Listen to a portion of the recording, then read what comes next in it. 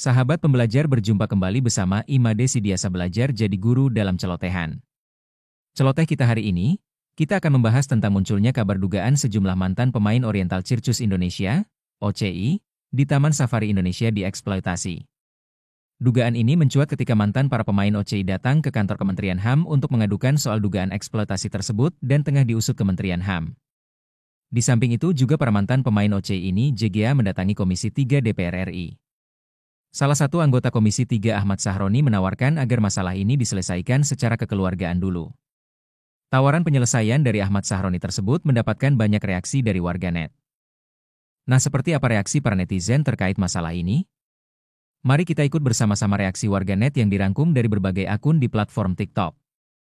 Namun sebelum kita lanjut, bagi sahabat pembelajar yang belum subscribe silahkan subscribe, like, komen dan share channel ini untuk mendapatkan celotehan terupdate. Bagaimana pendapat sahabat pembelajar? Silahkan sampaikan pendapatnya di kolom komentar.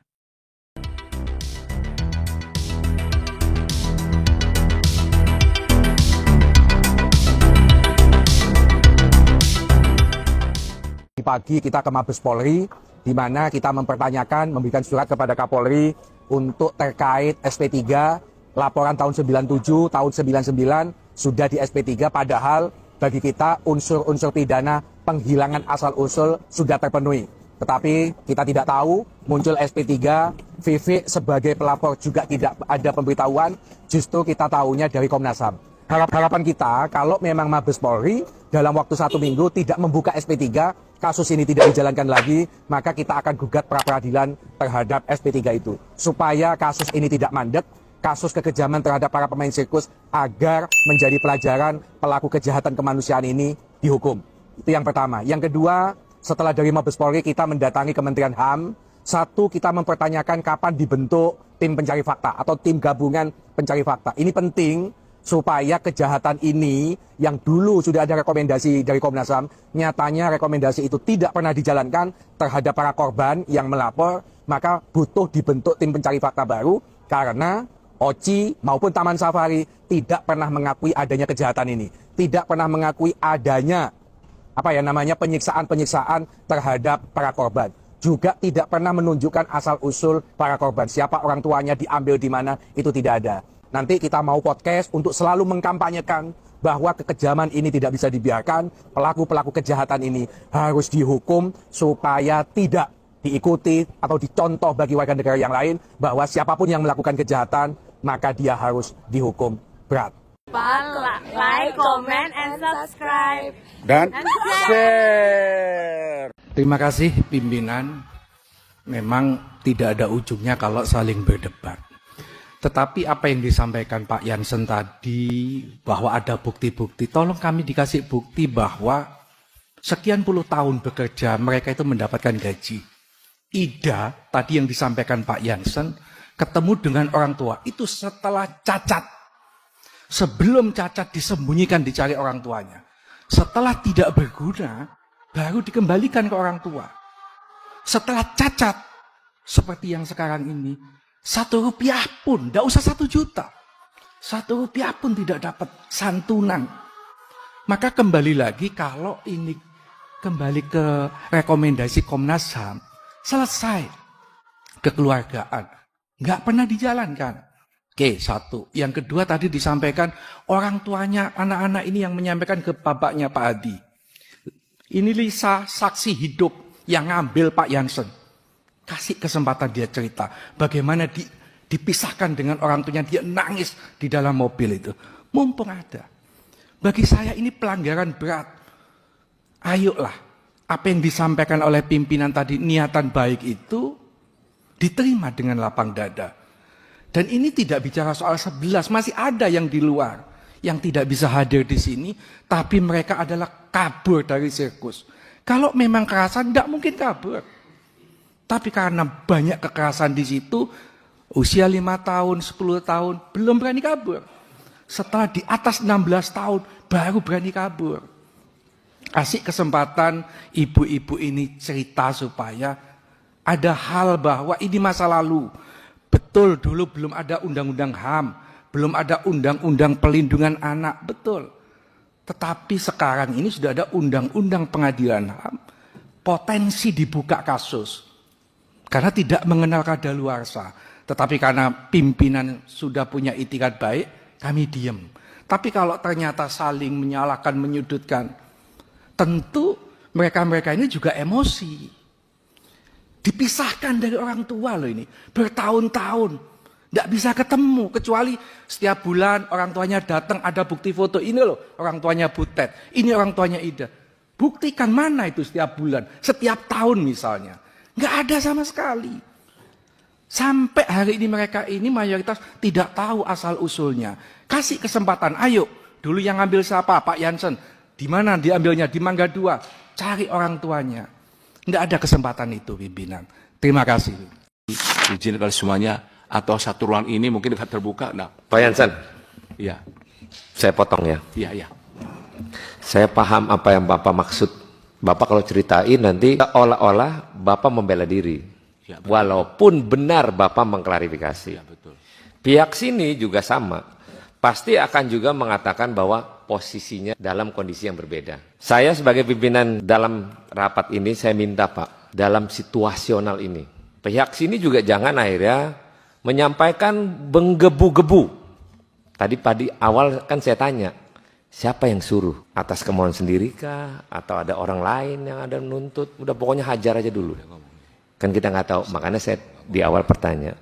Di tengah-tengah pun saya tadi bilang, jangan semena-mena. Itu maksud dan tujuan saya ngomong tuh ada alurnya. Disampaikan tadi, menyampaikan klarifikasi. Mau salah benar Pak? Pasti orang pengennya benar semua Pak. Nggak ada yang mau kalah, nggak ada.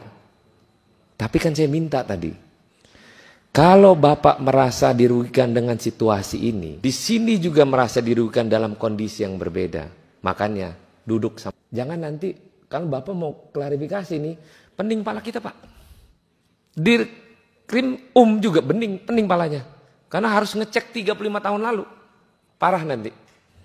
So, saya minta Pak, nanti duduk sama-sama. Bapak merasa dirugikan karena satu grup saya terkena eksploitasi berita. Dirugikan kami. Bagaimana untuk penyelesaiannya? Ntar di sini, oke Pak. Saya juga minta harapan ke Bapak, Pak Jansen.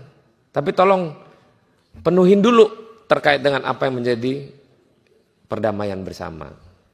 Supaya enak Pak, Bapak juga mungkin juga merasa dirugikan secara ruang publik. Di rekomendasi Komnas HAM itu kan disikapi dengan secara kekeluargaan. Nah, teman-teman kan tadi juga lihat bahwa ada aspek harapan dari si pelapor terkait apa yang menjadi tanggung jawab permintaan kepada pengelola. Nah, tapi kan si pengelola sendiri merasa dirugikan karena pemberitaannya tidak sepenuhnya benar.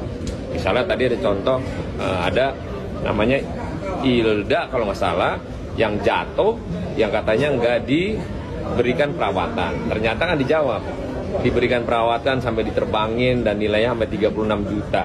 Nah, ini kan kasus perkara sudah 35 tahun. Kalau ngomong dalam aturan penegakan hukum, ini udah kadaluarsa. Nggak bisa ini barang. Cuman karena kan si pelapor mengharapkan ada keadilan. Yang dimana, tolong dong, lu perhatiin gue dalam keadaan seperti dulu tuh gue dieksploitasi. Nah, tapi kalau ngomong eksploitasi, kan kalau di sirkus itu kan pelatihan yang sama persis dengan kayak seolah-olah ditarget gitu. Oh, lu harus begini, harus begini gitu. Nah, itu dianggap menjadi hal seolah-olah pelanggaran HAM. Tapi kan kalau ngomong sirkus, ya itulah sirkus, pelatihannya memang demikian. Nah, makanya tadi kenapa saya ngotot untuk para pihak, baik pengelola dan para pemain mantan sirkus itu duduk sama-sama untuk mencari titik tengah apa yang diharapkan oleh si para pemain sirkus dan si pengelola. Dan akhirnya saya minta kasih waktu ke mereka 7 hari. Kalau 7 hari nggak diselesaikan, maka silakan melalui proses penegakan hukum yang nanti akan kita awasi. Siapa yang udah nonton? Siapa yang udah nonton? Gua udah nonton dan ini pembahasannya alot. Menurut gue sih nggak ada solusi. 1997 loh ini di Komisi 3 itu nggak ada hasil menurut gua. Alot pembahasannya juga. Kata Pak Ahmad Syaroni, berdasarkan rekomendasi Komnas HAM 1997, kedua belah pihak menyelesaikan secara kekeluargaan. Intinya itu di rapat ini, kedua belah pihak itu menyelesaikan masalahnya sendiri. Kalau misalkan tidak selesai selama selang waktu 7 hari, para korban boleh mendatangi ke Komisi 3 lagi. Ini kan kerja 2 kali namanya. Kalau misalkan kasus ini tidak selesai dengan cara kekeluargaan, Komisi 3 yang akan pantau. Lamaan Pak menurut gua Pak. Dengan pantau dan bikin tim pencari fakta secepatnya. Karena ini dia dari sejak kecil Pak, ingat. Dia itu disiksa dari kecil sampai umur belasan. Kan ada yang sampai usia 20 tahun ke atas masih disiksa di situ Pak. Coba bayangin deh Pak, siksa, dianiaya, dipisahkan dari orang tua. Gue gak mau tahu, pokoknya boykot Taman Safari. Setuju gak guys? Untuk Om Sahroni, mohon maaf Om, masa nggak ada dana sih untuk menyelidiki kayak gini? Apa bedanya sama kasus-kasus yang Om posting di Instagramnya Om, yang langsung ditanggapi? Kalau bener kalimat itu keluar dari mulutnya seorang Sahroni, masa sih kayak gitu? Ya, masa sih? Itu pelanggaran HAM loh, ya kan? Masa sih nggak ada duit untuk menyelesaikan kasus pelanggaran HAM? Ya Om ya, tolong keadilan untuk semua rakyat Indonesia. Ahmad Sahroni minta para pemain sirkus yang alami penganiayaan dan eksploitasi supaya duduk bersama dengan pemilik Taman Safari untuk diselesaikan secara kekeluargaan. Gak usah cari kesalahan, itu gak bener. Duit anggaran kagak ada penyelidikan ngurusin khusus sirkus ya. Pak, ada saran dari saya ini, mungkin sangat cocok ya, sangat cocok buat Anda dan teman-teman Anda ya. Bubarin itu. Anda duduk atau berada di komisi berapa? Bubar, Pak ya. Mending teman-teman itu atau Anda juga sekalian ikut sirkus saja, Pak ya. Diselesaikan secara kekeluargaan gimana, Pak? Anda pikir ini hanya kasus dijewer gitu, ditempeling gitu. Ada penganiayaan, pelecehan seksual, bahkan dikabarkan ada yang meninggal, ya. Terus Ahmad Makroni ini, nggak layak sama sekali. Nggak layak seorang anggota DPR didatangi oleh para korban penganiayaan ya, datang meminta keadilan, ya, tapi malah disuruh diselesaikan secara kekeluargaan. Coba kekeluargaan dasmu gue, Pak. Ya, bubar aja, Pak, bubar itu. Komisi 3 itu suruh bubar ya, Pak. Bubar. Sumpah gue gak ngerti lagi sama si Sahroni. Orang kayak gini kok bisa jadi anggota DPR sebeleguk itu. Sekalian gue mau nanya, syarat untuk menjadi anggota DPR itu apa sih? Harus on kah? Kalian lihat nih video ini. Apa unek-unek ibu untuk disampaikan di sini di ruang ini? Apa harapan atas apa yang telah ibu terima? Woi kocak Sahroni yang meminta korban eksploitasi sirkus untuk berdamai. Agak lain gue ya. Udah deh, udah paling bener. Gak usah kita lihat sirkus-sirkus lagi. Gak cuman binatang yang dieksploitasi, tapi juga manusia. Kalian lihat tuh di aplikasi sebelah korban-korban eksploitasi sirkus ini. Astagfirullahaladzim, kok sanggup dia minta kayak duduk bareng selesaikan masalah katanya. Coba lu posisiin itu keluarga lu masih mau menjawab pertanyaan apa unek-unek, apa harapan. Sakit. Nih gue kasih tahu lagi sama lu ya Sahroni, ini masalah serius, lu nggak ada serius-seriusnya lu.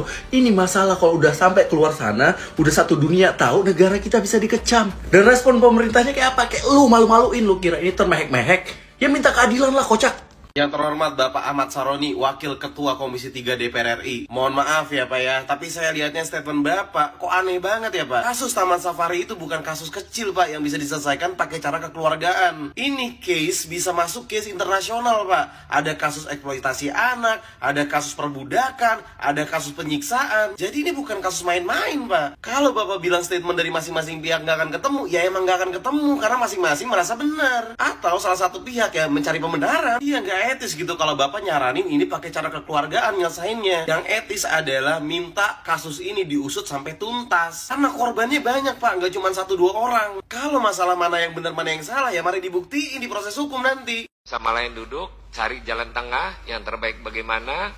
tidak pada posisi kesalahan, dan jangan lagi ada di ruang publik untuk konten atau berita. Kasus eksploitasi HAM paling berat gitu. Dari mereka kecil, mereka nggak tahu orang tuanya siapa, identitasnya siapa, terus tiba-tiba dia ke situ, suruh belajar jadi tukang sirkus, diberi kehidupan yang nggak layak, disiksa, dianiaya, dan nggak digaji. Kasus seberat ini diselesaikan dengan perdamaian? Enggak lah, nggak bisa. Keenakan orang kayanya nih udah dapat duit banyak dari sirkus. Harusnya nih ya, kasus kayak gini tuh dikasusin, terus pengelolanya masuk penjara, terus sirkusnya ditutup. Adalah harusnya kasus seberat ini ya gitu diselesaikan dengan perdamaian, duduk bareng, ngobrolin hal bareng gitu. Ya enggak lah, harusnya langsung masuk penjara, harusnya disidangin. Terus lu ngapain DPR Komisi 3 ikut-ikutan lu? Lu tuh harusnya ngikutin, ini harusnya masuk kasusnya ke polisi. Nggak usah lu ikut-ikutan pakai acara jadi jalur tengah terus agar perdamaian. Gak ada lah, ini udah kasus berat. Gak bisa kayak gitu sembarangan. Kalau kayak gini terus nih, orang kaya bakal gampang banget nginjek-injek orang yang gak punya duit, diperlakukan kasar, diambil haknya, ketahuan di publik pakai damai. Kalau kayak gini nih, keenakan nih jadi orang kaya nih. Kayak kelihatannya tuh hukum tajam ke bawah tapi tumpul ke atas. Enak banget, udah menganiaya, udah berbuat sembarangan, udah ngegaji, udah gitu dia kemasukan duit banyak dari orang-orang ini. Terus sekarang habis kasusnya mereka lolos doang pakai acara damai. Gak bisa. Jangan lupa subscribe, like, komen, dan share. Boykot Taman Safari. Kelakuan mereka udah bener-bener kayak negara manusiawi lagi nih soalnya. Makin kesini makin banyak yang speak up. Gak bisa gue sabar. Lu tahu nggak, ketiga anak ini emang sengaja dari anak-anak di bawah umur supaya dia susah, nggak dihabisin dipisah dari orang tuanya. Makanya pas udah gede, orang-orang ini jadi nggak tahu sama orang tuanya. Jadi tanpa izin kita. Boykot Taman Safari. Udah stop, kalian itu viralin kemana-mana itu kasus HAM Taman Safari itu. Dengerin kata ketua Komisi 3. Hal ini tuh gak ada anggarannya buat ngurusin sana sini penyelidikan apapun, itu gak ada anggarannya negara ini buat ngurusin kasus-kasus HAM kayak gini tuh. Mending duit anggaran itu dikorupsi, dipakai buat kepentingan pribadi, masuk kantong pribadi, buat makan anak-anak mereka. Kayak gitu, masa buat ngurusin hal-hal kayak gini? Ya elah, masa negara harus hadir sih untuk urusan sepele kayak gini?